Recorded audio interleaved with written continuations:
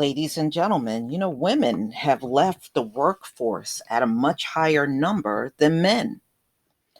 And they started noticing this, I would say like late spring is when I start seeing these stories pop up. So this is NPR, Stuck at Home Moms, the pandemic devastating toll on women. Women are seeing the fabric of their lives unravel during the pandemic. Nowhere is that more visible than on the job. In September, an eye popping 865,000 women left the US workforce, four times more than men.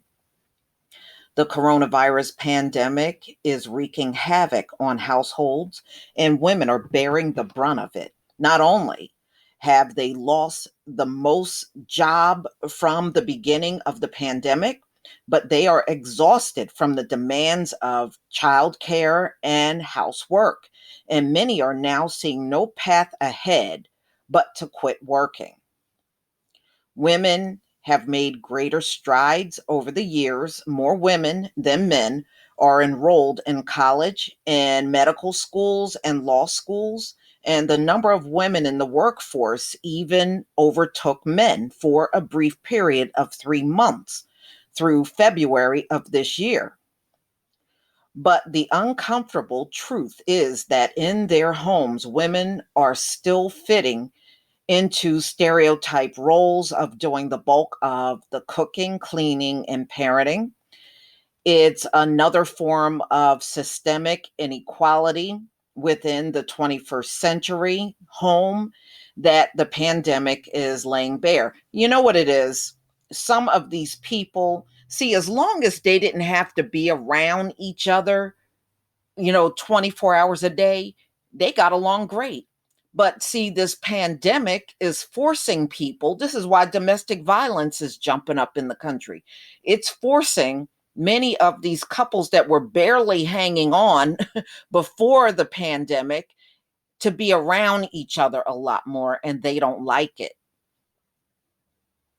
But I like how these articles keep dancing around that. But that is the truth. In fact, domestic violence in this country jumped up immediately back in March. So you see a problem already. All right, already their parents are getting sick and dying. Kids are falling behind. So along with doing everything else, working becomes impossible. The problem is that right now, a lot of women don't really have choices, right?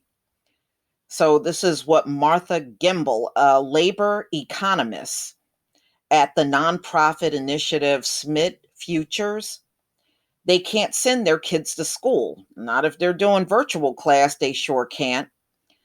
Someone has to supervise the learning, someone has to deal with the cooking, someone has to deal with the cleaning, and it's falling onto them. And so they can't make choices that they want to make because they are being restricted in all of these ways. The pandemic's female exodus has decidedly turned back the clock by at least a generation, with the share of women in the workforce down to levels not seen since 1988. A growing, prosperous economy depend on large and committed workforce with women playing a vital role. If women decide to stay on the sidelines, the very dynamic of the US economy is at risk as many households lose half their earnings and productive capacity. This trend could even turn back the clock on gender equity with harmful consequences to society and economy. Well, guess what? You better get used to it because we're not going back. Okay, we're not going back, y'all. The ones that can't accept this, you better accept it. We are not going back. Welcome to the new normal. Economists are worried, if not soon reverse, the decline in participation rate for prime age women could have longer term implications for household incomes and potential growth. The Federal Reserve, this is what they recently said in a speech last week. Brainerd says if women continue to remain out of employment, it risks harming not only the prospects of these individuals, but also the economy's potential growth rate. The gender gap is playing a big role. Women make 82 cents to every dollar a man earns. So when couples have to take an economic decision, but women typically earn less, they are the ones who will take the step back.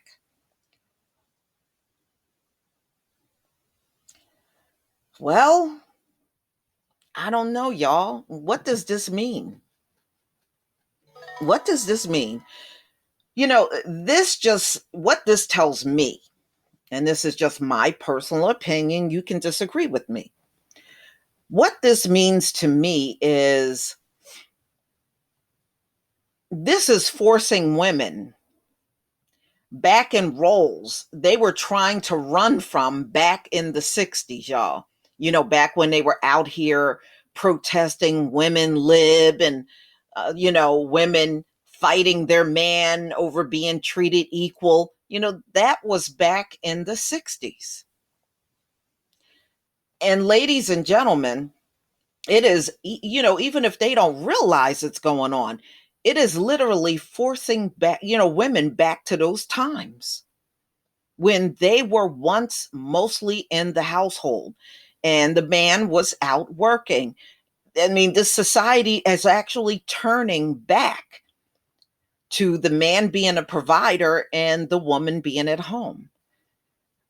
And as you can see, some of these women don't like it. They don't want to be around their kids 24 hours a day. Shoot, they don't even want to be around their man 24 hours a day. That's why they love working, because they got a break from being around their families. Some people like being at home, some don't.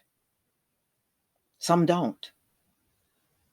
And let me also say this, there was one point in time in this country where Black women went into many of these households and did the work for these women. Even when they were not working, they were still taking care of the children, taking care of the house, and just fulfilling the needs of whatever they had to do for the husband and wife.